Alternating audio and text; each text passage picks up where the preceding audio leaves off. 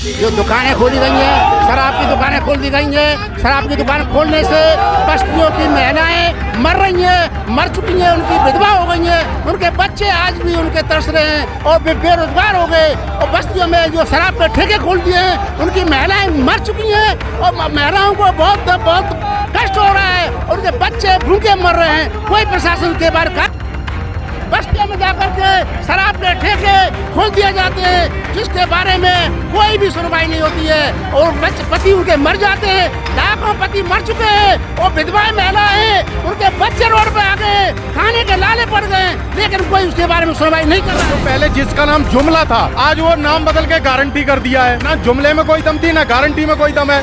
और रही बात जो पीडीए के नाटक की बात कर रहे हैं, अरे धर्म के नाम पर राजनीति आप कर रहे हो, जातिवाद के नाम पर राजनीति आप कर रहे हो। मुख्य मुद्दे जो हैं वो चुनाव से गायब हैं। तो हम लोग मुख्य मुद्दों को लेकर के चुनाव में जाएंगे।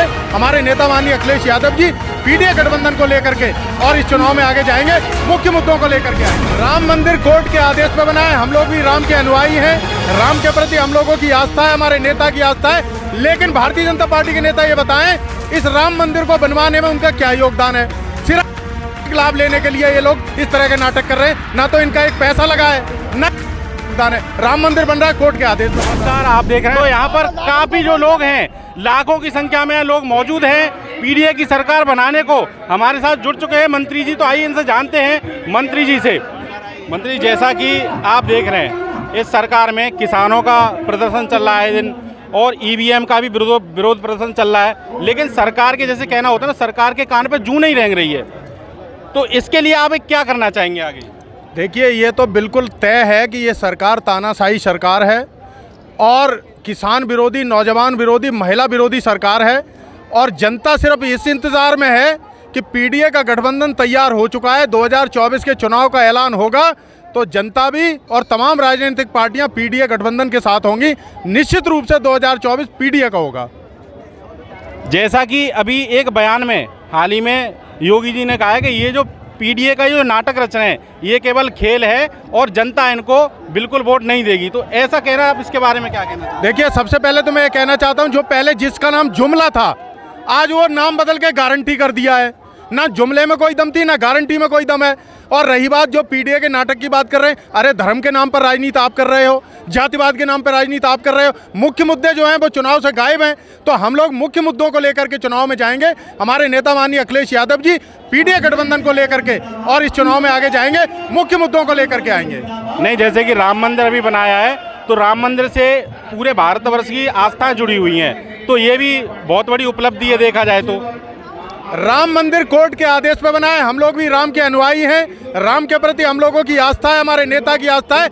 लेकिन भारतीय जनता पार्टी के नेता ये बताएं, इस राम मंदिर को बनवाने में उनका क्या योगदान है?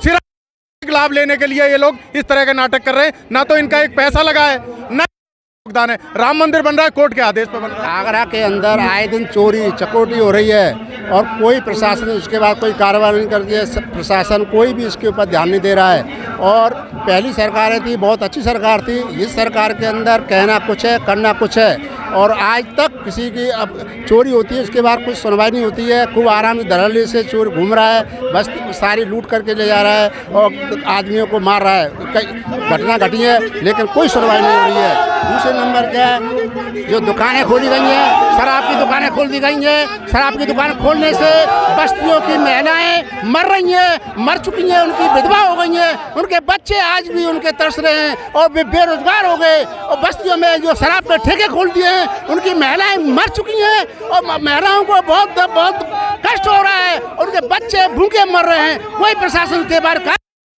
बस्तियों में जाकर के शराब के ठेके खोल दिए जाते हैं, जिसके बारे में कोई भी सुनवाई नहीं होती है और बच्चे पति उनके मर जाते हैं। लाखों पति मर चुके हैं और विधवाएं महिलाएं, उनके बच्चे रोड पे आ गए, खाने के लाले पड़ गए, लेकिन कोई उसके बारे में सुनवाई नहीं कर रहा है।